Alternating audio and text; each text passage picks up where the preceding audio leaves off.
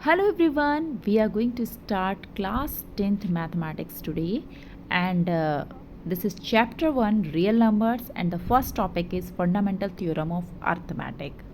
तो करना क्या है, आपको अपनी कॉपी और पेन साथ में रखिएगा, हर चीज़ को नोट करिएगा, जो भी आपकी क्वेरीज हो उनको कमेंट बॉक्स में ज़रूर शेयर करिएगा। तो हम लोग टाइम बिना वेस्ट करे हुए जल्दी से स्टार्ट करते हैं फंडामेंटल थ्योरम ऑफ अर्थमेटिक। तो सबसे पहले आप ये समझिए कि आखिर फंडामेंटल थ्योरम ऑफ अर्थमेटिक है क्या।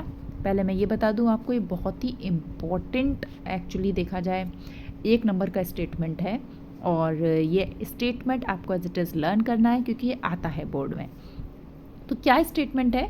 Every composite number can be uniquely expressed as the product of prime numbers regardless the order in which they appear. अब आप इसको समझो तो ये आपको लगेगा बहुत इजी है, कुछ भी ऐसा नहीं है। क्या है? Every composite number can be uniquely expressed as the product of prime number, यानी हर कंपोजिट नंबर को हम उसके प्राइम नंबर्स जो हैं उनके प्रोडक्ट के रूप में एक्सप्रेस कर सकते हैं। और ये एक्सप्रेशन कैसा होगा? यूनिक होगा। अब इसका मतलब क्या है? आप एक एग्जाम्पल लो। फॉर एग्जाम्पल मैंने लिया 48। अगर हम 48 को फैक्टराइज करें तो हमें क्या मिलेगा? 2 इंटू 2 इंटू 2 इंटू 2 इंटू 3। अब इसमें आपने देखा 2 2 ज़ा 4 2 ज़ा 8 2 ज़ा 16 3 ज़ा 48, यानी 48 नंबर आ गया। अब अगर मैं आपसे कहूँ इस 2 की जगह हटा के 5 लगा दो या कोई और प्राइम लगा दो, यानी कि 3 लगा दो 2 की जगह, या 2 की जगह रिप्लेस करके आप 7 लगा दो, 11 लगा दो, क्या ये पॉसिबल है? नहीं है। क्योंकि अगर हमने एक भी नंबर को, एक भी डिजिट को चेंज कर दिया, कुछ और रिप्लेस कर दिया, तो फिर क्या होगा? इनका मल्टीप्लिकेशन कभी 48 नहीं आएगा। यानी 48 लाने के लिए ये 2 4 टाइम्स और एक बार 3 आना इम्पॉर्टेंट है प्राइम नंबर्स में से, ठीक है। यानी कि क्या हुआ कि 48 एक कंपोजिट नंबर था, उस कंपोजिट नंबर को हमने प्रोडक्ट ऑफ प्राइम नंबर्स में एक्सप्रेस करा और ये यूनिक है। क्यों यूनिक है? क्योंकि हम इनमें से किसी भी डिजिट को चेंज नहीं कर सकते। अब बात आती है रिगार्डलेस द ऑर्डर, यानी ऑर्डर इसमें इंपॉर्टेंट नहीं है।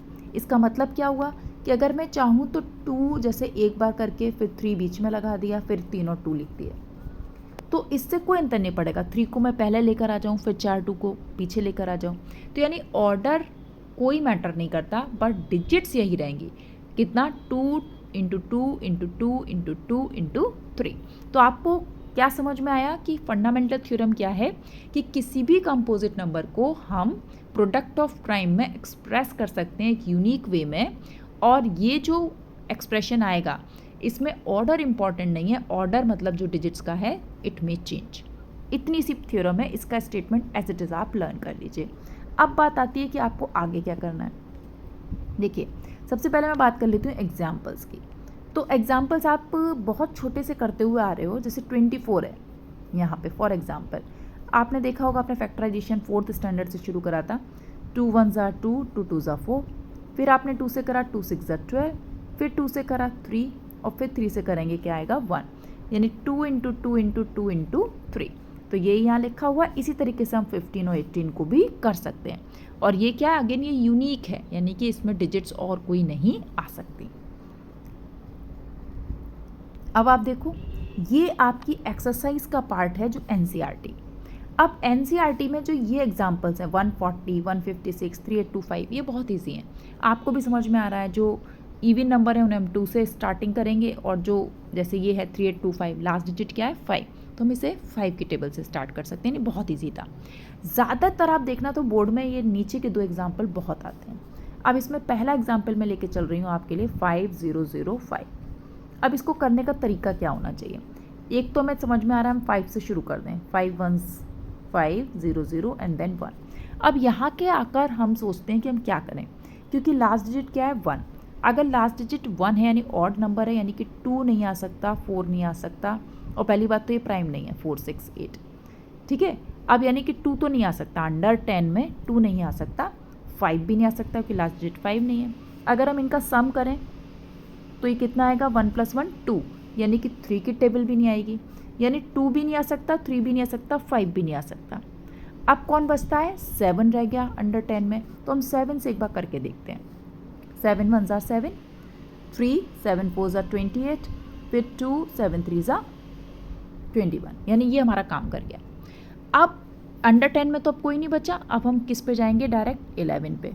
11 वन ज़ार 11, 3 बचेगा तो 11 3 ज़ा 33। फिर 13 से जाएंगे तो ये आ गया, यानी 5 इंटू 7 इंटू 11 इंटू 13, ये हमें मिल गया। तो 5 इंटू 7 इंटू 11 इंटू 13 ये हमारे लिए आ गया। किसका था ये, 5005। अब आप देखिए नेक्स्ट क्या है, 7429। इसमें हमें रूल्स ऑफ डिविजिबिलिटी बहुत ज़्यादा क्लियर होने चाहिए। अब 9 आ रहा है तो 9 आने का मतलब हो गया 2 तो नहीं आएगा प्राइम में, अंडर 10 में। अब आपको पता है कि इसका सम देखिए तो 7 4 11, 11 इंटू 13, 13 एंड 9 22, यानी कि 3 भी कट हो गया, 5 भी कट हो गया। अब बचा 7, 7 से अगर आप करोगे तो 7 1 ज़ा 7, फिर 0 आएगा, 6 ये भी नहीं गया, यानी कि अंडर 10 तो सारे नंबर गए। अब हम 11 से देखें तो 11 से हम लोग एक बार ट्राई करके देख लेते हैं। 11 6 66, 66 के बाद क्या आता है आपका, ये आ गया 8 तो यानी कि 77, 77 यानी कि 5 यानी कि नहीं गया। अब इसका मतलब आपको क्या मिला कि यानी 11 तक तो कोई नंबर हमें मिला नहीं। अब नेक्स्ट नंबर क्या आता है, 30, यानी इसमें आपको थोड़ा सा दिमाग तो लगाना पड़ेगा, ठीक है। अब 13 से जब आप स्टार्ट करोगे,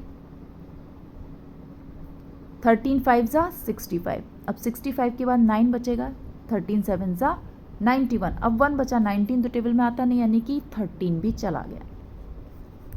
अब हमारे पास नेक्स्ट आता है 17, बट ऑब्वियसली 17 आएगा, ठीक है।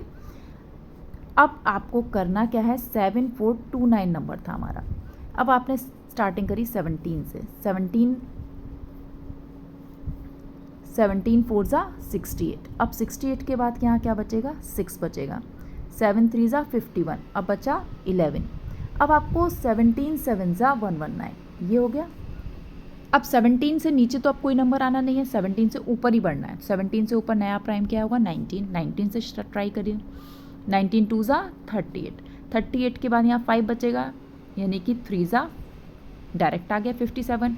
अब ऑब्वियसली 23 ज़ा प्राइम नंबर, तो हमें क्या मिल गया, 17 19 23, 17 इंटू 19 इंटू 23, और ये किसका है, 7429। अब आप ये जानते हो क्योंकि ये क्वेश्चन बोर्ड में बहुत ज़्यादा पूछे जाते हैं। उसका रीज़न क्या है, क्योंकि इनमें जो प्राइम्स हैं वो 17 19 23, ज़्यादातर हम अंडर 10 अटके रहते हैं। तो अंडर 10 से निकलने के लिए बेस्ट होता है रूल्स ऑफ डिविजिबिलिटी पे ध्यान दीजिए, तो आप जल्दी कर पाओगे, ठीक है। इनको बहुत ज़्यादा प्रैक्टिस कर लेना क्योंकि बोर्ड में लगभग ये रिपीट हो जाते हैं। तो इसी तरीके से आप इसको प्रिपेयर करिए, कोई क्वेश्चन हो तो ज़रूर पूछिए। Thank you for watching this video, और अच्छे से तैयारी करिए बोर्ड की, और भी बहुत सारे एग्जाम्पल करिए, और कहीं कोई डाउट आता है तो definitely you can ask. Thank you.